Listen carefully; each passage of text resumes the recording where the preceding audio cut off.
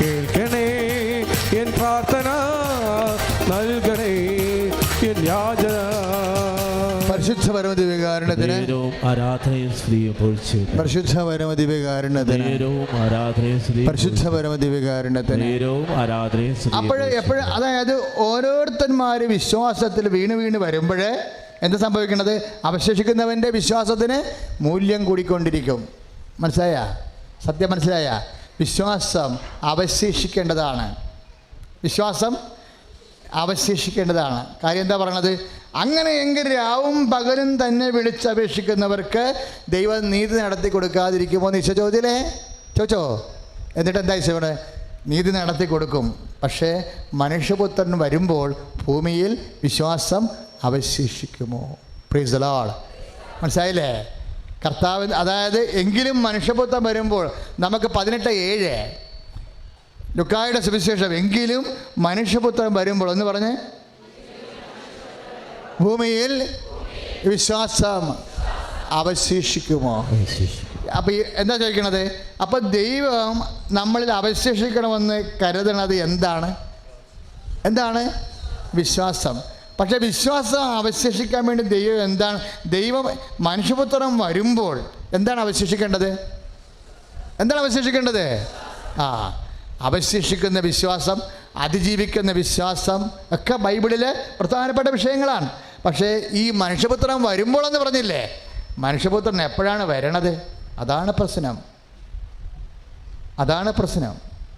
മനുഷ്യപുത്രൻ എപ്പോഴാണ് വരണത്? കർത്താവ് പറഞ്ഞു, നിങ്ങൾക്ക് കാലത്തിൻ്റെ അടയാളങ്ങൾ വിവേചിക്കാൻ കഴിയുമോ? മർക്കോസിൻ്റെ 13:28 വരുമ്പോൾ എന്താ പറയണത്? കാലത്തിൻ്റെ ഭാവമാറ്റങ്ങൾ പ്രവചിക്കാൻ കഴിയുമോ?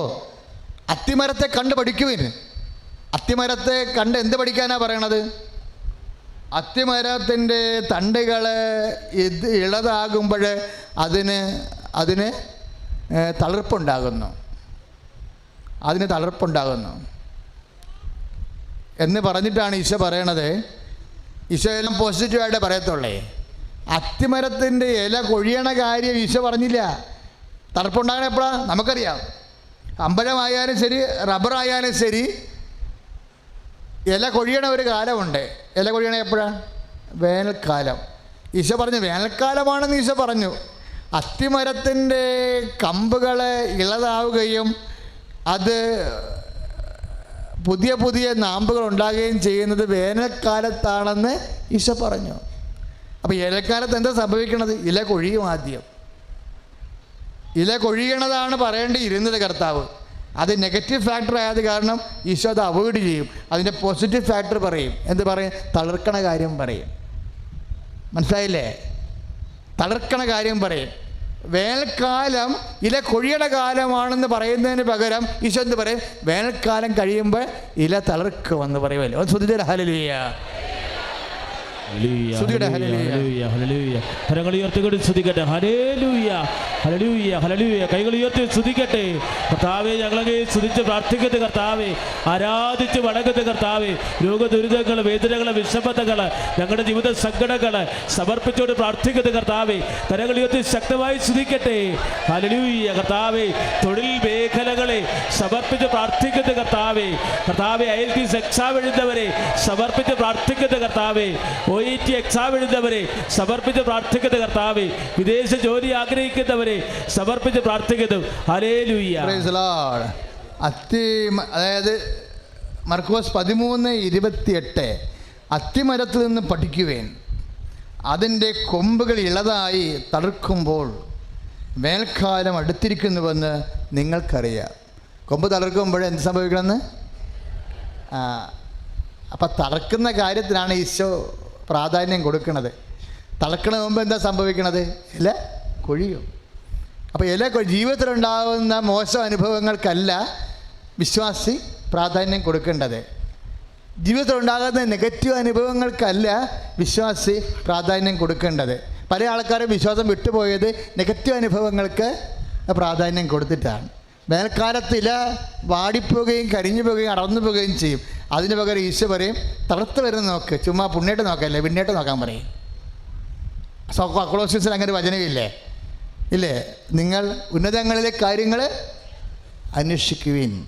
കൊളോസ്യസ് 3:11 അങ്ങനെ വചനമില്ലേ? നിങ്ങൾ യേശുക്രിസ്തുവിനോട് ഉയർപ്പിക്കപ്പെട്ടെങ്കിൽ എന്ത് ചെയ്യണമെന്നാണ് പറയണത്? ഉന്നതങ്ങളിലെ കാര്യങ്ങൾ അന്വേഷിക്കുവിൻ. അവിടെ എന്താ സംഭവിക്കണത്? ഉന്നതങ്ങൾ എന്താ സംഭവിക്കണത്? കർത്താവായ യേശു ഉയർത്തെഴുന്നേറ്റ് പിതാവിൻ്റെ വലത് ഭാഗത്തിരിക്കുന്നു. അപ്പോൾ എല്ലാത്തിൻ്റെയും മുന്നിൽ പോസിറ്റീവായിട്ടുള്ള കാര്യങ്ങൾ നോക്കാനാണ് ഈശോ പറയണത്. മറ്റേ കാര്യങ്ങൾ തകർച്ച, ഞാൻ ഇത്രയും പഠിച്ചല്ലോ, എൻ്റെ കൂട്ടുകാരെല്ലാം കെട്ടിപ്പോയല്ലോ, എൻ്റെ കല്യാണം കഴിച്ച എൻ്റെ സഹപ്രവർത്തകർക്കെല്ലാം കുഞ്ഞുങ്ങളൊക്കെ ആയല്ലോ, അവർ വീട് വെച്ചല്ലോ, ഇങ്ങനെ അവരെ നോക്കി ഇരിക്കണതിന് പകരം കർത്താവിനെ നോക്കാൻ പറഞ്ഞിരിക്കുകയാണ്. മനസ്സിലായില്ലേ? ഒരിക്കലും നിങ്ങളുടെ ശ്രദ്ധ കളയരുത്. ശ്രദ്ധ ഈശോയിൽ തന്നെ ആയിരിക്കണം. നിങ്ങൾക്ക് ചില സമയത്ത് പറയണത് അവിടെ ഇവിടെ നോക്കും. നിങ്ങൾ മറ്റുള്ളവർക്ക് എന്ത് സംഭവിക്കുന്നു എന്ന് നോക്കും. അവിടെ നിങ്ങളെക്കാൾ മെച്ചമായിട്ട് എന്തെങ്കിലും അപ്പോൾ അത് മനസ്സിടിച്ച് കളയും. അങ്ങനെ മനസ്സിടിക്കരുത്. പത്രോസ് മനസ്സിടിക്കാതെ ഒരു നിന്ന് എല്ലാവരും ഇട്ടച്ചും പോയ സമയത്തും മനസ്സിടിയാതെ ഒറ്റക്ക് നിന്ന മനുഷ്യനാണ്. അങ്ങനെയാണ് കർത്താവ് വചനം പഠിപ്പിച്ചത്. പത്രോസിനോട് ചോദിച്ചു, നിങ്ങൾക്ക് പോകണമെന്നുണ്ടോ? പത്രോസ് എന്ത് പറഞ്ഞു? ഞങ്ങൾ ആരുടെ പക്കലേക്ക് പോകും. അതാണ് യോഹന്നാൻ 6:68. ഞങ്ങൾ ആരുടെ പക്കലേക്ക് പോകും? നിത്യജീവൻ്റെ വചനങ്ങൾ അങ്ങേ പക്കലാണല്ലോ എന്ന് പറഞ്ഞ വചനത്തിന് ഭയങ്കര ഹെവി കലോറിയാണ്. ആ വചനം വീണ്ടും പത്രോസ് അനുഭവത്തിലൂടെ പഠിച്ചിട്ട് പത്രോസ് പിന്നീട് കർത്താവിൻ്റെ സ്വർഗാരോഹണം കഴിയുമ്പോൾ പത്രോസ് പറയും, മറ്റൊരുവൻ രക്ഷയില്ല, ഒരിടത്ത് പോയിട്ടൊരു കാര്യവുമില്ല, ആകാശത്തിന് ഭൂമിക്ക് മധ്യേ മനുഷ്യന് രക്ഷ നൽകാൻ the single name is given, the name of Jesus Christ എന്ന് പറയും. എന്താണ്? കർത്താവിൻ്റെ നാമമേ നൽകപ്പെട്ടിട്ടുള്ളൂ. നടപടി 4:12 പറയണത് യോഹന്നാൻ 6:68 അനുഭവത്തിൽ നിന്നാണ് പത്രോസ് പറയണത്. അത് കേട്ടപ്പോൾ മനസ്സിലായ ജനങ്ങൾക്ക് മറ്റൊരുവൻ രക്ഷയില്ലെന്ന് പറഞ്ഞപ്പോൾ അവർ യേശുക്രിസ്തു നാമത്തിൽ രക്ഷിക്കപ്പെട്ട് ജ്ഞാനസ്നാനം സ്വീകരിച്ച് കൈ അടിച്ച് കർത്താവ് ഹല്ലേലൂയ. ഹല്ലേലൂയ, ഹല്ലേലൂയ, ഹല്ലേലൂയ. കരങ്ങൾ ഉയർത്തിക്കൊണ്ട് സ്തുതിക്കട്ടെ. ഹല്ലേലൂയ, ഹല്ലേലൂയ, ഹല്ലേലൂയ. അതുപോലെ തന്നെ ഇക്കാര്യങ്ങൾ സംഭവിക്കുന്നത് കാണുമ്പോൾ അവൻ സമീപത്ത് വാതിക്കൽ എത്തിയിരിക്കുന്നുവെന്ന് ഗ്രഹിച്ചു കൊള്ളുക. Price the Lord. അത് മർക്കോസിൻ്റെ സുവിശേഷം 13:29. അതായത് അത്തി മരം ഇല കൊഴിയുമ്പോൾ, വേനൽക്കാലം വന്ന് കഴിയുമ്പോൾ, അതുപോലെ തന്നെ ഇക്കാര്യങ്ങൾ സംഭവിച്ചത് കാണുമ്പോൾ അവൻ സമീപത്ത് വാതിക്കൽ എത്തിയിരിക്കുന്നുവെന്ന് ഗ്രഹിച്ചു കൊള്ളുക. മനസ്സിലായ മക്കളെ? എന്തിനാണ് ഇപ്പോൾ ഈശോ ഇത് പറയണത്? നേരത്തെ ഒരു വചനം പറഞ്ഞില്ലായിരുന്നോ? എന്താ പറഞ്ഞത്? 18:7 പറഞ്ഞില്ലേ? ലുക്കായുടെ സുവിശേഷത്തിൽ പറഞ്ഞില്ലേ? എന്താ പറയണത്? അങ്ങനെയെങ്കിൽ രാവും പകലും തന്നെ വിളിച്ച് അപേക്ഷിക്കുന്നവർക്ക് ദൈവം നീതി നടത്തി കൊടുക്കാതിരിക്കുമോ? അതിന് കാലവിളംബം വരുത്തുമോ എന്ന് ചോദിച്ചത്. എങ്കിലും മനുഷ്യപുത്രൻ വരുമ്പോൾ, 18:7 ലുക്കായുടെ സുവിശേഷം, എങ്കിലും മനുഷ്യപുത്രൻ വരുമ്പോൾ ഭൂമിയിൽ അല്പമെങ്കിലും വിശ്വാസം അവശേഷിച്ചിട്ടുണ്ടായിരിക്കുമോ? Price the Lord. അപ്പോൾ മനുഷ്യപുത്രൻ വരുമ്പോൾ അവശേഷിച്ചതായിട്ട് കാണപ്പെടുന്നത് എന്ത് വിഷയമാണ്? വിശ്വാസം. കൈയടിച്ച് കർത്താവില്ല. പക്ഷേ പിന്നീട് ഇപ്പം വ്യാഖ്യാനിച്ച പരിശുദ്ധാത്മാവ് എന്താ പറയണത്? മനുഷ്യപുത്രൻ വരുമ്പോൾ അവശേഷിച്ചിട്ടുണ്ടോ ഇല്ലയോ എന്ന് ദൈവം നോക്കുന്നത് വിശ്വാസമാണ്. പക്ഷെ ഒരു പ്രശ്നമുണ്ട്. എന്താണ്? മനുഷ്യപുത്രൻ എപ്പോഴാണ് വരണത്? വേനൽക്കാലം കഴിഞ്ഞേ വരത്തുള്ളൂ. പിടികിട്ടിയ? മനസ്സിലായില്ലേ? അത് വളരെ ജ്ഞാനവരത്തോടെ. ഇപ്പം എപ്പോഴാണ്? ഇപ്പോൾ മർക്കോസ് 13:29 എന്താ പറയണത്? അതുപോലെ തന്നെ ഇക്കാര്യങ്ങൾ സംഭവിക്കുന്ന കാണുമ്പോൾ, ഏത് കാര്യങ്ങളാണ്? അത്തിവൃക്ഷത്തിൻ്റെ ഇല അടർന്നു പോകുന്നതും വേനൽക്കാലം ഉള്ള തണലിൽ നഷ്ടപ്പെടുന്നത് കാണുമ്പോൾ ഓർക്കുക, അവൻ പടിവാതിക്കൽ നിൽക്കുന്നുവെന്ന്. Praise the lord. ഹല്ലേലൂയ. അവൻ കൈവിട്ടെന്ന് നോക്കാനല്ല പറഞ്ഞിരിക്കണത്. നിന്റെ അത്തിവൃക്ഷങ്ങളുടെ തണലുകൾ നഷ്ടപ്പെടുമ്പോൾ, നിന്റെ തണലുകൾ നഷ്ടപ്പെടുമ്പോൾ, പണ്ട് ഞാൻ എൻ്റെ സ്വന്തം ഇടവക ഇരുന്നിട്ടുണ്ട്. എൻ്റെ സ്വന്തം ഇടവക പള്ളിത്തോട്. അപ്പോൾ അവിടെ പോകാൻ കുറച്ച് പ്രശ്നമായിരുന്നു. കാര്യം കർത്താവ് തന്നെ പറഞ്ഞിട്ടുണ്ട്, ഒരു പ്രവാചകനും സ്വന്തം നാട്ടിൽ അംഗീകരിക്കപ്പെടുന്നില്ലെന്ന്. അത് കാരണം ഞാൻ ഒരു ദിവസം 13 കൊന്ത വെച്ച് ചെല്ലി 45 ദിവസം ചെല്ലിയിട്ടാണ് സ്വന്തം ഇടവക പള്ളി ചാർജ് എടുക്കാൻ പോയത്. പക്ഷെ അതിൻ്റെ ഗുണമുണ്ടായി. ഒരു നാട്ടുനടപ്പും രീതികളും ഒക്കെ ഉണ്ടെങ്കിലും പ്രാർത്ഥിച്ച ഏത് വിധിയെയും തിരുത്താൻ പറ്റും. ഞാൻ 10-32 കൊല്ലമായി ഇപ്പോൾ സഭയിൽ വൈദിക ശുശ്രൂഷ ചെയ്യണത്. ഇന്ന് ഞാൻ പറയും, എൻ്റെ ഇടവക ഇരുന്ന സ്വന്തം ഇടവക ജോലി ചെയ്ത ആ 3 കൊല്ലമായിരുന്ന പൗരോഹിത്യത്തിൻ്റെ ഏറ്റവും സുന്ദരമായ കാലം. കാര്യം ജനങ്ങളും അതുപോലെയായിരുന്നു. അടുക്കളയിലെ മേടയിലെ ആൾക്കാരൊക്കെ, ചുറ്റോട്ടുള്ള ആൾക്കാർ ഞങ്ങളുടെ ഒട്ടുമുറിയിലും ഒക്കെ ആയിരുന്നു താമസിച്ചുകൊണ്ടിരുന്നത്.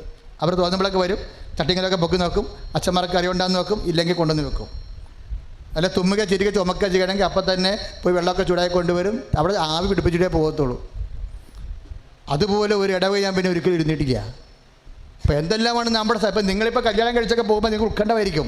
അപ്പോൾ നിങ്ങൾ ഓർക്കും, ദൈവമേ അവിടെ നാത്തുമാരുണ്ട്, നാത്തുമാരുടെ പടയാണുള്ളത്, അല്ലെങ്കിൽ ചെറിയ പറയും അവിടെ വയസ്സൻ കോളനിയാണ്, എല്ലാ വയസ്സന്മാരാണ് ഉള്ളത്, എല്ലാം എൻ്റെ മകളുടെ നടുവൊടിയുമായിരിക്കും എന്നൊക്കെ പറയത്തില്ലേ.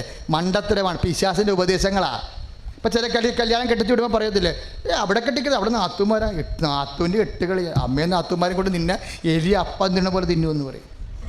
അല്ലെങ്കിൽ പറയും അവിടെ മുഴുവൻ വയസ്സാണ്, ഭർത്താവിൻ്റെ അപ്പന്മാരുണ്ട്, അത് ഭാര്യയുടെ അപ്പന്മാരുണ്ട്, പിന്നെയും വേറെ ഒരു വയസ്സിനെ കണ്ടത് ആരാണ്ടറിയാം ആവും. അതുകൊണ്ട് എൻ്റെ മകളെ നീ പോകണ്ടെന്ന് പറയും. പക്ഷേ എൻ്റെ മകളെ ഇവിടെയാണ് പോകേണ്ടത്. എന്താ കാര്യം എന്നറിയാവോ? ഞാൻ ഇതുപോലെയുള്ള പ്രയാസത്തിലാണ് ആ വിഷയത്തിൽ ചെന്നത്. പക്ഷെ ഞാൻ എന്ത് ചെയ്ത്, ഞാൻ 13 കൊന്ത, ഇപ്പോൾ ഈശ്വരിക്കണ്ടല്ല, 13 കൊന്ത വെച്ച് 45 ദിവസം പ്രാർത്ഥിക്കാൻ കർത്താവ് എനിക്ക് സമയം തന്നു. 45 ദിവസം പ്രാർത്ഥിച്ചിട്ടാണ് 13 കൊന്ത വെച്ച് പ്രാർത്ഥിക്കാൻ പോയത്. അപ്പോഴെന്ത് ചെയ്യും നിങ്ങൾക്കറിയാവോ? ഈ ജെറീക്കോ പട്ടണം കീഴടക്കുന്നതിന് മുമ്പ് ജനങ്ങൾ എന്താ പറഞ്ഞുകൊണ്ടിരുന്നത്? ജെറീക്കോ പട്ടണം കീഴടക്കുന്നതിന് മുമ്പ് ജനങ്ങൾ എന്താ പറയണത്? അവിടെ രാക്ഷസ വർഗമാണ് അവിടെ ഉള്ളതെന്നാണ് പറയണത്, ഇല്ലേ? രാക്ഷസ വർഗമാണ് അവിടെ ഉള്ളത്. പക്ഷേ ജോഷുവ 6:2 6:7 ജോഷുവ എന്താ പറയണത്? അത് കർത്താവ് നമുക്ക് ഏൽപ്പിച്ചു തരുമെന്ന്. കൈ അടിച്ച് കർത്താവ്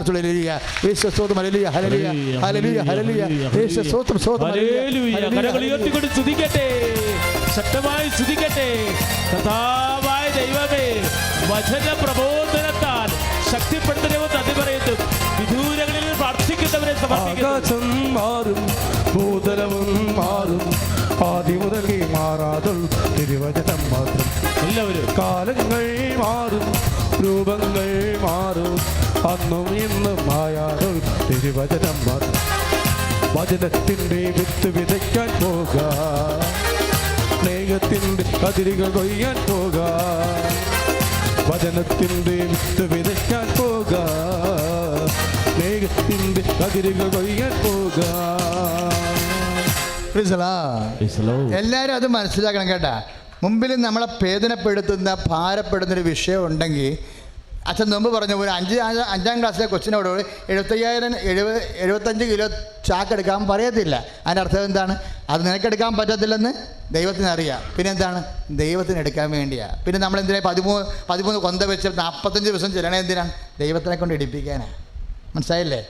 അപ്പോൾ ഒരു വീട്ടിൽ കല്യാണം കഴിച്ച് ചെല്ലുമ്പോഴും ശരി, എവിടെ ട്രാൻസ്ഫറായിട്ട് നീ വേറെ ഒരു ജില്ലയിൽ ജോലിക്ക് ചെല്ലുമ്പോഴും ശരി, എൻ്റെ മകനെ നിൻ്റെ കൈ കർത്താവ് മാത്രം മതി, നീ ആരെയും പേടിക്കരുത്. നീ ഒരു തീരുമാനം ആദ്യം എടുക്കണം. കർത്താവ് ആദ്യമേ പറഞ്ഞു, ഈശോയുടെ മുമ്പിൽ എന്ന് പറഞ്ഞു, ആരെ പേടിക്കണമെന്ന് ഞാൻ പറഞ്ഞു തരാം. Price the Lord.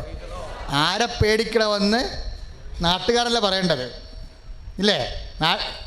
ആരെ പേടിക്കണമെന്ന് കൂട്ടുകാരല്ല പറയേണ്ടത്, ആരെ പേടിക്കണമെന്ന് ആൻറ്റിമാരല്ല പറയേണ്ടത്, ആരെ പേടിക്കണമെന്ന് നേരത്തെ പോയ അനുഭവ സമ്പത്തുള്ളവരെ പറയേണ്ടത്, ആരെ പേടിക്കണമെന്ന് ഞാൻ പറഞ്ഞു തരാമെന്ന്. എന്താ പറയണത്?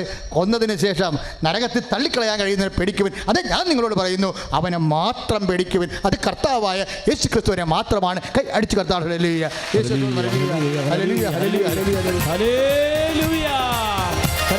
സ്തുതിക്കട്ടെ. കർത്താവേ, ഞങ്ങൾ ആരെയാണ് ഭയപ്പെടേണ്ടത്? മറ്റൊരുവനിലും രക്ഷകനില്ല യേശുവിനല്ലാതെ, ഏകരക്ഷകനവനല്ലോ. യേശുവിലുള്ള ഒരു വിശ്വാസത്താ രക്ഷ വരിച്ചിടാ, നിത്യരക്ഷ വരിച്ചിടാ. മറ്റൊരുവനിലും രക്ഷകനില്ല യേശുവിനല്ലാതെ, യേശുവിലുള്ള ഒരു വിശ്വാസത്താ രക്ഷ വരിച്ചിടാ, നിത്യരക്ഷ വരിച്ചിടാ. ആകാശത്തിൻ കീഴിൽ വേറൊരു നാമമില്ലല്ലോ, യേശുനാമമല്ലാതെ. മാനവരക്ഷയ്ക്കൂടി വേറൊരു നാമമില്ലല്ലോ, യേശുനാമമല്ലാതെ.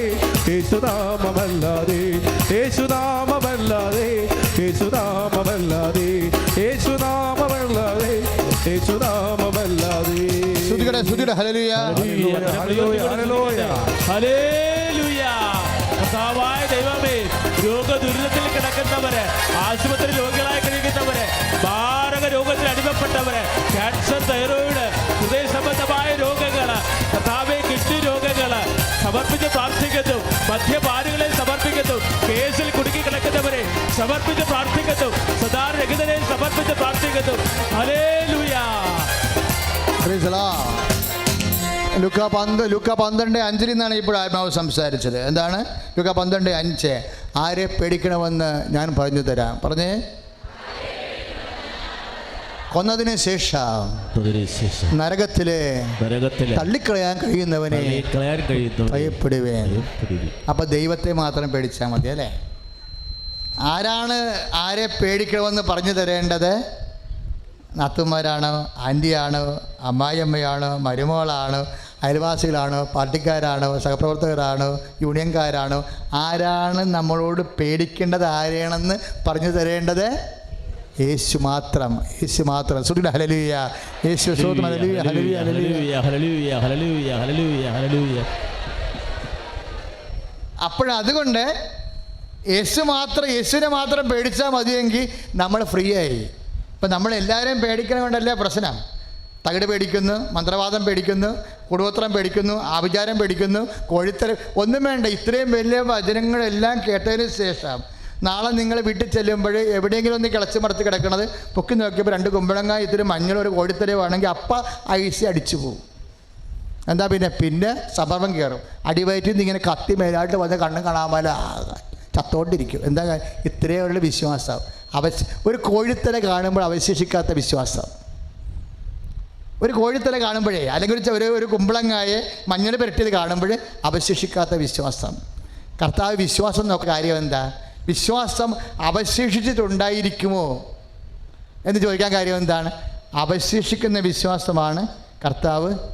ഈ ചെമ്മീനൊക്കെ പൊളിക്കുന്ന തൊഴിലാളികളില്ലേ, അതിന് മീറ്റ് എണ്ണുമ്പോഴേ അതിൻ്റെ തലയും വാലും കളയും ഇല്ലേ? പൊളിച്ചു വന്നിട്ട് മീറ്റാണ് കൗണ്ട് ചെയ്യണത്. അവശേഷിക്കണത് എന്താണെന്ന് അവശേഷിക്കണത് വിശ്വാസം. അപ്പം ഇങ്ങനെ പല പല വിഷയങ്ങൾ വരുമ്പോഴേ അവസാനം അവശേഷിക്കുന്ന വിശ്വാസം എന്താണ്? എൻ്റെ കർത്താവിലാണ് എൻ്റെ വിശ്വാസം.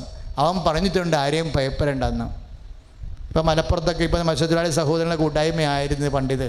ഇപ്പോഴുമാണ് അവർക്ക് തന്നെ പ്രാധാന്യം. കാര്യം അവിടെ പ്രാർത്ഥന പ്രത്യേകമുണ്ട് ഇതിൻ്റെ അകത്ത്. കാര്യം കൃപാസനത്തിന് ആദ്യം മുതൽ ദൈവം തന്ന ഒരു ശുശ്രൂഷയാണത്. അത് നമുക്ക് കർത്താവിൻ്റെ അനുവാദമില്ലാതെ കുറക്കാനോ കൂട്ടാനോ ഒന്നും പറ്റത്തില്ല. ഇപ്പം ചില മത്സ്യത്തൊഴിലാളി സഹോദരൻ പറയും, അച്ഛാ ഞങ്ങളുടെ വള്ളവും മലയൊക്കെ ഞങ്ങൾ മലപ്പുറത്തായിരുന്നു പണി ചെയ്തത്. അവിടെ കടലിൽ കൂടുതലും കെട്ടി മീൻ പിടിക്കുന്ന സ്ഥലമാണ്. അപ്പോൾ അവിടുത്തെ ആൾക്കാരൊക്കെ ചിലർ പറയും ഞങ്ങളുടെ വള്ളം അവിടുത്തെ വള്ളത്തിന് മുട്ടിയെന്ന് പറയും. ചിലർ പറയും അവിടുത്തെ പണി ചെയ്തതിന് ശേഷം പിന്നെ കടലിൽ മുഴുവനും മാക്രിയാണ് പിടിക്കണമെന്ന് പറയും. അവിടെ പോയി കോരിയതിന് ശേഷം കൂടുതൽ കടലിൽ പോയി കോരിയതിന് ശേഷം ഞങ്ങളുടെ വള്ളത്തെ മുഴുവനും കടമാക്രിയാണ് പിടിക്കണമെന്ന് പറയണം. ഇപ്പോൾ പത്രം വായിച്ചപ്പോൾ കേട്ട് കടമാക്രിക്കും വിലയായെന്ന്. സുനാമി വന്നപ്പോൾ കെട്ടിയെടുത്ത് വന്ന് വല മുഴുവൻ തിന്നത് കടമാക്രിയാണ്. ഇപ്പം കടമാക്രി മാത്രം പിടിക്കാൻ വേണ്ടി വള്ളക്കാർ ഇറക്കാൻ തുടങ്ങി. അപ്പോൾ ഒരു കാര്യം മാറണ മാറ്റമേ. അപ്പോൾ ഇന്നലെ നമ്മൾ കുരിശാണെന്ന് കണ്ടത് ഇന്നിപ്പോൾ കൃപയായി മാറി. എല്ലാ കുരിശിനും കൃപയുണ്ടെന്ന് പറയണത് അതാണ്. അപ്പം ദൈവത്തിന് ഒരു ചെറിയ നിമിഷം കൊണ്ട് ഇത്രയും ചേഞ്ച് വന്നില്ലേ? പല കടിച്ചുകീരി തിന്ന് നശിപ്പിച്ച് കളഞ്ഞ് കാഞ്ചം ദൂരെ കളഞ്ഞിട്ട് നമ്മളെ പട്ടിണിക്കിടുന്ന സാധനത്തിനെ ഇപ്പം പിടിക്കാൻ വേണ്ടി മാത്രം അതെടുക്കണ രാജ്യങ്ങൾ, തവള ഇറച്ചി എടുക്കണ പോലെ അതെടുക്കണ രാജ്യങ്ങൾ വന്നിരിപ്പോൾ. അപ്പോൾ ആ രാജ്യങ്ങളിലേക്ക് കടമാക്കർ കയറ്റിപ്പോവുകയാണ്. 2005 മത്സ്യത്തൊഴിലാളി സഹോദരങ്ങൾ അനുഭവിച്ച ഏറ്റവും വലിയ ദുരന്തം കടലിൻ്റെ ഇക്കോളജി ചേഞ്ച് ചെയ്തിട്ട് കടൽമാക്രി, മീനിന് പകരം കടൽമാക്രി വന്നിട്ട് വല കാഞ്ചം നശിപ്പിച്ചതാണ്. ഇപ്പോൾ 2018 ആയപ്പോൾ കാലം മാറി. കടൽമാക്രി മാത്രം പിടിക്കാൻ വല ഇറങ്ങിയിരിക്കണം. അതുമാത്രം എടുക്കുന്ന രാജ്യങ്ങളിലേക്ക് കയറ്റിപ്പോയിക്കൊണ്ടിരിക്കുന്നത്. അപ്പോൾ എന്താണ്? എല്ലാത്തിലും എല്ലാ കുരിശിലും നിന്നെ രക്ഷിക്കാനുള്ള കൃപയുണ്ട്. അത് കൺവേർട്ട് ചെയ്ത് തരേണ്ടത് ആരാണ്? നിൻ്റെ ദൈവമാണ്. എന്ന് വെച്ചാൽ അർത്ഥം എന്താണ്? നിൻ്റെ ദൈവത്തിൻ്റെ തിരുസന്നിധിയിലെ നീ ഇന്നലെ വരെ കുരിശാണെന്ന് കണ്ട വ്യക്തികൾ, ഇന്നലെ വരെ ക്ലേശമാണെന്ന് കാണുന്ന സാഹചര്യങ്ങളെ എല്ലാം മറിച്ച് നിനക്ക് അനുകൂലമാക്കി നൽകാൻ ദൈവത്തിന് കഴിവെന്ന് പറയുന്നതിന് പകരമാണ് ലൂക്ക 1:37 പറയണത് ദൈവത്തിന് ഒന്നും അസാധ്യമല്ലെന്നോ. കൈ അടിച്ച് കർത്താണ്. ഹല്ലേലൂയ. യേശുവേ സ്തോത്രം, യേശുവേ സ്തോത്രം, യേശുവേ സ്തോത്രം. കരങ്ങൾ ഉയർത്തിക്കൊണ്ട് സ്തുതിക്കട്ടെ. ഹല്ലേലൂയ, ഹല്ലേലൂയ. കൈകൾ ഉയർത്തി സ്തുതിക്കട്ടെ. എല്ലാം സാധ്യമാക്കുന്ന ദൈവമേ, ഞങ്ങളുടെ ജീവിത സങ്കടങ്ങൾ സമർപ്പിക്കുന്നു. കർത്താവേ, ഒത്തിരിയേറെ പ്രാർത്ഥിച്ചിട്ട് സഫലീകരിക്കാത്ത നിയോഗങ്ങൾ സമർപ്പിക്കുന്നു, വിഷമതകൾ സമർപ്പിക്കുന്നു, രോഗങ്ങൾ സമർപ്പിക്കുന്നു. അസാധ്യമായി എനിക്കൊന്നുമില്ല, എന്നെ ശക്തനാക്കുന്നവൻ മുഖാന്തിരം. അസാധ്യമായി എനിക്കൊന്നുമില്ല, എന്നെ ശക്തനാക്കുന്നവൻ മുഖാന്തിരം. ബുദ്ധിക്കതീതമത്യത്ഭുതങ്ങളെ ദൈവം എന്നെ നടത്തുന്നു. ബുദ്ധിക്കതീതമം അത്യത്ഭുതങ്ങളെ ദൈവം എന്നെ നടത്തുന്നു. കൈകൾ ഉയർത്തി അടിച്ചുകൊണ്ട് സാധ്യമേ, എല്ലാം സാധ്യമേ, യേശുവിൻ കൂടെയുള്ളതാ. സാധ്യമേ, എല്ലാം സാധ്യമേ, യേശുവിൻ കൂടെയുള്ളതാ. അസാധ്യമായി എനിക്കൊന്നുമില്ല, എന്നെ ശക്തനാക്കുന്നവൻ മുഖാന്തിരം. അസാധ്യമായി എനിക്കൊന്നുമില്ല, എന്നെ ശക്തനാക്കുന്നവൻ മുഖാന്തിരം. ബുദ്ധിക്കതീതമം അത്യത്ഭുതങ്ങളെ ദൈവം എന്നെ നടത്തുന്നു. സാധ്യമേ, എല്ലാം സാധ്യമേ, യേശുവിൻ കൂടെയുള്ളതാ. Praise the Lord. Praise the Lord. പരിശുദ്ധപരമ ദിവ്യകാരുണ്യത്തിന് നേരവും ആരാധനയും സ്തുതിയും പുകഴ്ചയും ഉണ്ടായി. മക്കളെ, ശുശ്രൂഷ വചന പ്രഘോഷണം അവസാനിക്കാൻ പോവുകയാണ്. അവസാനമായി ഈശോയോട് പറയണത് എന്താണെന്നറിയാവോ? അതായത് എന്താ ചോദിച്ചത് 18:8 ലൂക്കായുടെ സുവിശേഷത്തിൽ? അങ്ങനെയെങ്കിൽ രാവും പകലും തന്നെ വിളിച്ച് അപേക്ഷിക്കുന്നവർക്ക് ദൈവം നീതി നടത്തി കൊടുക്കുമോ? അവരുടെ യാചനകൾക്ക് കാലവിളംബം വരുത്തുമോ? അപ്പോൾ അതിൻ്റെ അർത്ഥം എന്താണ്? വരുത്തില്ല. എന്താ പറഞ്ഞത് ഈശോ? എന്താ പറഞ്ഞത് അതിനുശേഷം? എങ്കിലും എന്ന് പറഞ്ഞേ, മനുഷ്യപുത്രൻ വരുമ്പോൾ ഭൂമിയിൽ അല്പമെങ്കിലും വിശ്വാസം അവശേഷിക്കും. അല്പമെങ്കിലും എന്നല്ല ചോദിക്കണത്. അപ്പം നിങ്ങൾ പറയും, അച്ഛാ അല്പമൊന്നുമല്ല, ഞങ്ങൾക്ക് ഇങ്ങനെ കൊട്ടക്കണക്കിന് വിശ്വാസമാണ്. അപ്പോൾ കർത്താവ് പറഞ്ഞേ, അല്പം അവശേഷിക്കുന്ന വിശ്വാസം ഏതായിരിക്കും? അല്പമെങ്കിലും എന്ന് ചോദിക്കണത് ഏതായിരിക്കും? അഗ്നി പരീക്ഷകളെ അതിജീവിച്ച വിശ്വാസമാണ്. 1 പത്രോസ് 1:7 പറഞ്ഞത് എന്താണ്? 1 പത്രോസ് 1:7 പറയുന്നു, അല്പകാലത്തേക്ക് വിവിധ പരീക്ഷകൾ നിമിത്തം. ഇതുതന്നെയാണ് മർക്കോസിൻ്റെ 13:28 വേനൽക്കാലം ഇല്ലേ? അത്തിവൃക്ഷം ഇല പൊഴിക്കുന്ന വേനൽക്കാലത്തെക്കുറിച്ച് ഈശോ പറയണില്ലേ? വേനൽക്കാലത്തിൻ്റെ അവസാനമാണല്ലോ ഈശോ വരണത്. ജീവിതത്തിൻ്റെ ദുരിതത്തിൻ്റെ ആ ഇടയ്ക്ക് ചിലപ്പോൾ വന്നില്ലെന്ന് വരും, അവസാനമാണെന്ന് വരും. അപ്പോൾ അവസാനം അതെപ്പോഴും നമ്മൾ വളരെ ശ്രദ്ധയുള്ള വിശ്വാസികളായിരിക്കണം. നിൻ്റെ വേനൽക്കാലത്തിൻ്റെ ഒടുവിലായി ഈശോ വരണത്, ആദ്യമേ അല്ല, നടുക്കുമല്ല. അതിനർത്ഥം മർക്കോസിൻ്റെ 13:28 ലൂക്കായുടെ 18:8 1 പത്രോസ് 5:7 ചേർത്ത് വായിക്കുമ്പോൾ ദൈവം എപ്പോൾ വരുമെന്ന് മനസ്സിലാകും. അഗ്നി പരീക്ഷകളെ, വിവിധ പരീക്ഷകൾ നിമിത്തം നിങ്ങൾക്ക് വ്യസനിക്കേണ്ടി വന്നാലും അതിൽ ആനന്ദിക്കുവിൻ. കാരണം അഗ്നിശോധനയെ അതിജീവിക്കുന്ന നശ്വരമായ സ്വർണത്തേക്കാൾ വിലയേറിയതാണ് പരീക്ഷകളെ അതിജീവിക്കുന്ന നിങ്ങളുടെ വിശ്വാസം. Price the Lord. ഇവിടെ എന്ത് വിശ്വാസമാണ്? അതിജീവിക്കുന്ന വിശ്വാസം അല്ലേ? ലൂക്കാ 1 പത്രോസ് 5:7 പറഞ്ഞത് എന്താണ്? അഗ്നിശോധനയ്ക്ക് ശേഷം അവശേഷിക്കുന്ന അതിജീവിക്കുന്ന വിശ്വാസം. ലൂക്കാ 18:8 പറഞ്ഞത് എന്താണ്? എങ്കിലും മനുഷ്യപുത്രൻ വരുമ്പോൾ അല്പമെങ്കിലും വിശ്വാസം അവശേഷിക്കും. മക്കളെ, രോഗം, പീഡ, പരീക്ഷണങ്ങൾ, വേനൽക്കാലം, അഗ്നിപരീക്ഷ, ഇതിനെല്ലാത്തിനു ശേഷം അവശേഷിക്കേണ്ടത് എന്താണ്? വിശ്വാസം. ആ വിശ്വാസമാണ് നിന്നെ അളക്കണത്. നീ ആരാണെന്ന് ദൈവം പറയണത് അവശേഷിക്കുന്ന വിശ്വാസം നോക്കിയാണ്. അവശേഷിക്കുന്ന വിശ്വാസം ഉണ്ടെങ്കിൽ കർത്താവ് നിന്നെ അഭിഷേകം ചെയ്യും. സ്തുതിക്കട്ടെ. ഹല്ലേലൂയ. യേശുവേ സ്തോത്രം. ഹല്ലേലൂയ, ഹല്ലേലൂയ. കരങ്ങൾ ഉയർത്തിക്കൊണ്ട് സ്തുതിക്കട്ടെ. ഹല്ലേലൂയ, ഹല്ലേലൂയ, ഹല്ലേലൂയ. സ്തുതിക്കട്ടെ. ഹല്ലേലൂയ, ഹല്ലേലൂയ, ഹല്ലേലൂയ, ഹല്ലേലൂയ, ഹല്ലേലൂയ, ഹല്ലേലൂയ, ഹല്ലേലൂയ. ഹല്ലേലൂയ, ഹല്ലേലൂയ. യേശുവേ സമർപ്പിച്ച് പ്രാർത്ഥിക്കുന്നു. കർത്താവേ, കാണുന്നു ഞാൻ വിശ്വാസത്താൽ എൻ മുൻപിൽ ചെങ്കടൽ രണ്ടാകുന്നു.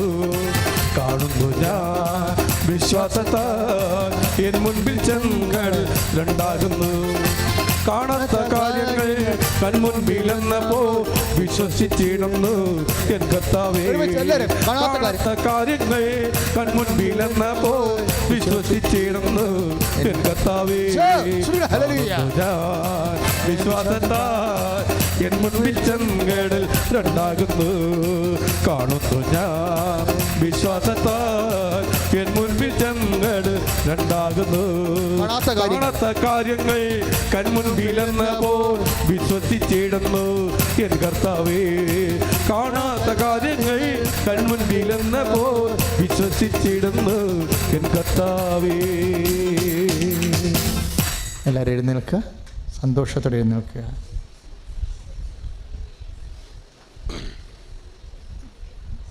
സുവിശേഷ വേല നടക്കുമ്പോൾ മക്കൾ ചെറിയൊരു കുഞ്ഞു പുസ്തകം കയ്യിൽ സൂക്ഷിക്കണം.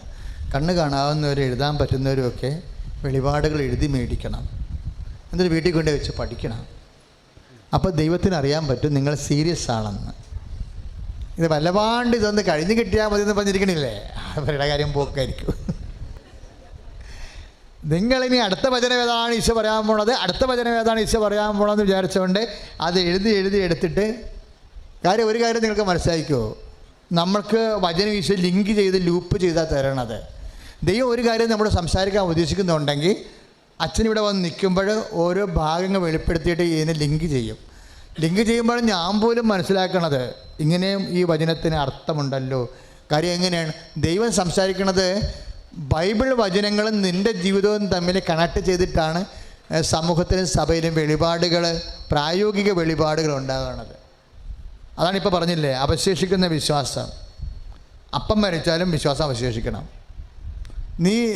നിനക്ക് തീ പിടിച്ച് ആശുപത്രി കിടന്നുവെച്ചും തിരിച്ചു വന്ന് പൊള്ളി പഴുത്ത് ഉണങ്ങി തിരിച്ചു വന്നാലും വിശ്വാസം അവശേഷിക്കണം. കാരണം ഈ അവശേഷിക്കുന്ന വിശ്വാസമാണ് മാർക്കിടാൻ വേണ്ടി എടുക്കുന്നത്. അല്ലാത്ത വിശ്വാസം പച്ച വിശ്വാസം എടുക്കും. വേനൽക്കാലം കഴിയണം, ഉണങ്ങിയ സാധനത്തിനായി വരാം. വേനൽക്കാലം കഴിയണം. അപ്പോൾ ജീവിതത്തിൽ വേനൽക്കാലമോ ഇപ്പം നമ്മൾ പറയുന്ന വേനൽക്കാലം എന്താണത്? മർക്കോസിൻ്റെ 13:28 വേനൽക്കാലം അതന്നെയല്ലേ. 1:10-5-7 അഗ്നി പരീക്ഷ. ഇതിൻ്റെ അവസാനം ഈശോ വരുമെന്നല്ലേ ലൂക്കാ 18 പറയണത്. അപ്പം അതുകൊണ്ട് എപ്പോഴും അവശേഷിക്കുന്ന വിശ്വാസം എന്താ? ഇപ്പോൾ ഒരു പരീക്ഷ എഴുതി നമ്മൾ തോറ്റു, നമ്മുടെ കൂട്ടുകാർ ജയിച്ചു, അപ്പോഴും വിശ്വാസം അവശേഷിക്കണം. പിടിയിട്ടില്ലേ? നീ IELTS എഴുതി, നീ ചിലപ്പോൾ കമ്പനി സ്റ്റഡി നടത്തിയ ആൾക്കാരായിരിക്കും. PSC എഴുതി, ഇവിടെ നമ്മൾ ട്രിവാൻഡ്രം വരെ നീ ബസ്സിലിരുന്ന് നിൻ്റെ കൂട്ടുകാരിയുമായിട്ട് സംസാരിച്ചുകൊണ്ട് പോകുക. അവൾക്കൊരു മണ്ണാങ്കട്ടി അറിയാൻ പാടില്ല. അപ്പോൾ നമുക്ക് സന്തോഷമായി, ദൈവമേ എനിക്ക് ഇത്രയെങ്കിലും അറിയാമല്ലോ, അതുകൊണ്ട് ഞാൻ അവൾക്ക് പറഞ്ഞു കൊടുത്ത്. റിസൾട്ട് വന്നപ്പോൾ അവൾ ജയിച്ച് ഞാൻ തോറ്റു. അപ്പോഴാണ് നമ്മൾ വിശ്വാസം അതിനാലേ പോയി. കാര്യം അവശേഷിപ്പിക്കാതിരിക്കാനാണ് ദൈവം നോക്കണത്. ഈ ഫ്രോഡ്, ഫേക്ക് കേസ് ഒന്നും എല്ലാം നോക്കണത് അഗ്നിയിലൂടെ. അഗ്നി എല്ലാത്തിനെയും ശോധന ചെയ്യുമെന്ന് പറയും. കാര്യം അവർക്ക് നിൻ്റെ കൂട്ടുകാരത്തേക്ക് നിത്യതയില്ല. അവർ ഈശോയെ വിശ്വസിക്കണില്ല, നിത്യതയില്ല. അവർക്ക് ആലപ്പുഴ വരെ പോയാൽ മതി. നിനക്ക് നിത്യതയുണ്ട്, നിനക്ക് അമേരിക്ക വരെ പോകണം. പ്രോസസ്സ് ഒന്നല്ല, ഒരേ പ്രോസസ്സ് അല്ലല്ലോ. അത് നീ മനസ്സിലാക്കണം. നിന്നെ നിത്യത വരെ എത്തിക്കാനും അവശേഷിക്കാനും നിത്യത വരെ നിൽക്കുന്ന വിശ്വാസം ഉണ്ടാക്കാൻ വേണ്ടി അഗ്നി പരീക്ഷ നിൻ്റെ കൂട്ടുകാരത്തേക്കില്ല, പക്ഷെ നിനക്കുണ്ട്. ബുദ്ധിയും ബോധമുള്ളൊരു പരിശുദ്ധാത്മ ഉണ്ട്. പരിശുദ്ധാത്മ പറയും, എൻ്റെ മേരിക്കുട്ടി നീ അവൾക്ക് അഗ്നി പരീക്ഷയില്ല, സാധാരണ PSC പരീക്ഷ ഉള്ളു, നിനക്ക് അഗ്നി പരീക്ഷ ഉണ്ട്. കാര്യം അവശേഷിക്കുന്ന വിശ്വാസമാണ് നിനക്ക് കൗണ്ട് ചെയ്യണത്. അത് നിത്യത വരെ എത്തുവാന്ന് കർത്താവ് നോക്കും, ഇല്ലെങ്കിൽ എത്തിക്കാൻ കർത്താവ് ശ്രദ്ധിക്കും. Very simple. കർത്താവ് പറഞ്ഞു, ഒരു അനീതിയും ആരോടും ചെയ്യുന്നില്ല. ഇന്നത് നമ്മൾ പറഞ്ഞ് ഒത്തതല്ലേ, നിൻ്റെ കൂലി വാങ്ങിപ്പോയിക്കൊള്ളുക. Very simple. എപ്പോഴും കുരിശുരൂപത്തിൽ നോക്കണം. ഉയർപ്പ് രൂപത്തിൽ നോക്കിയാൽ കാര്യം ശരിയാകത്തില്ല. അതാണല്ല കുഴപ്പം. കുരിശുരൂപത്തിട്ട് നോക്കണം ഇടയ്ക്ക്. എന്താ കാര്യം വെച്ച് കഴിഞ്ഞാൽ, കുരിശിൽ നമുക്കറിയാം നമ്മുടെ ഭാഗത്തുനിന്ന് കുറച്ച് മുടക്കുമോതിരമുണ്ടെന്ന്.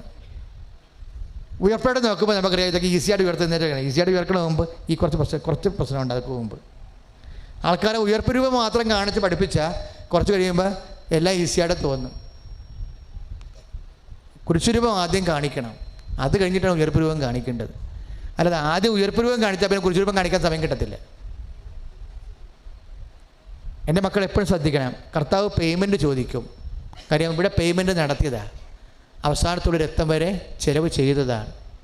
അപ്പോൾ പേയ്മെൻറ്റ് ചോദിക്കുമ്പോൾ നമ്മളൊരു 10% നമ്മുടെ ഭാഗത്തുനിന്ന് ഒരു ഇൻവെസ്റ്റ്മെൻറ്റ് ഇല്ല എന്നുണ്ടെങ്കിൽ അവശേഷിക്കാൻ ബുദ്ധിമുട്ടാകും. കാര്യം ദൈവം അവശേഷിക്കുന്ന വിശ്വാസം എന്ന് പറയുന്നത് നിത്യത വരെ എത്തുന്ന ഇന്ധനമാണ്. അതാണ് കർത്താവ് നോക്കുന്നത്. വലിയ വലിയ വെളിപാടുകൾ ലഭിച്ചാണ് നമ്മൾ ഇന്ന് പോണത്. ദൈവം നിങ്ങളോടുള്ള സ്നേഹത്തിലാണ് ഇത്രയും സംസാരിച്ചതെന്ന് മനസ്സിലാക്കണം. ഏത് പറ്റിയ കിണറിലും ദൈവം വെള്ളം ഉണ്ടാക്കാൻ ഒരു തിരി മതി. അത്രയേ ഉള്ളൂ കാര്യം. അനുഗ്രഹങ്ങളുടെ കാര്യം അത്രമേ ഉള്ളൂ. അതും നിങ്ങൾ കേട്ടു. നിനക്ക് ഭാരം ഉള്ള ചുമട് നിനക്ക് തരണത് നീ എടുക്കാനല്ല, കർത്താവിന് എടുത്ത് നിനക്ക് വേണ്ടി എടുക്കാൻ വേണ്ടിയാണെന്നും പറഞ്ഞു. പിന്നെ നാത്തും പറയണതും ആൻറ്റി പറയണതും നാട്ടുകാർ പറയണതും അല്ല കേട്ട് ഭയപ്പെടേണ്ടത്, കർത്താവിനെയാണ് ഭയപ്പെടേണ്ടതെന്നും പറഞ്ഞു. അങ്ങനെ ജീവിതത്തിൻ്റെ എല്ലാ വഴിവിളക്കുകളും കിട്ടിയാണ് നീ ഇവിടുന്ന് പോണത്. പ്രാർത്ഥിക്കുക. കർത്താവായ ദൈവമേ, കണ്ണീരിൻ്റെ ഈ കാലത്ത് കർത്ത തിരുസന്നിധിയിലേക്ക് എൻ്റെ കുടുംബത്തെ വിളിച്ചതിന് നന്ദി പറയുന്നു. കർത്താവേ, അവശേഷിക്കുന്ന വിശ്വാസത്തിൻ്റെ അതിജീവിക്കുന്ന വിശ്വാസത്തിൻ്റെ ആസ്തിയുള്ള ദൈവ പൈതലാകാൻ അഭിഷേകം ചെയ്യണമേ. അമ്മേ, പരിശുദ്ധമ്മേ, ഈ നിമിഷം ദിവ്യകാരുണ്യത്തോടെ എൻ്റെ കുടുംബത്തിന് വേണ്ടിയും എനിക്ക് വേണ്ടിയും മധ്യസ്ഥം വഹിക്കണമേ. സ്തുതിക്കട്ടെ. ഹല്ലേലൂയ, ഹല്ലേലൂയ, ഹല്ലേലൂയ, ഹല്ലേലൂയ, ഹല്ലേലൂയ. കർത്താവേ, ഞങ്ങൾ സമർപ്പിച്ച് പ്രാർത്ഥിക്കുന്ന കർത്താവായ ദൈവമേ, അഗ്നിപരീക്ഷകളെ അതിജീവിക്കുന്ന വിശ്വാസം ദൈവ ചൈതന്യം നൽകണമേ. ഹല്ലേലൂയ. നിന്റെ സവിതേ വരുന്നു ഞങ്ങൾ, കൃപ മാറി പെയ്യണമേ, മരുഭൂമിയിൽ ജീവിച്ചിടാ. കൃപയേറും നാഥ നിന്റെ സവിതേ വരുന്നു ഞങ്ങൾ, കൃപ മാറി പെയ്യണമേ, മരുഭൂമിയിൽ ജീവിച്ചിടാ. സ്തുതിക്കാമെന്നാൾ വർണ്ണിക്കാമെന്നാൾ ദൈവത്തിൻ വന്നാമത്തെ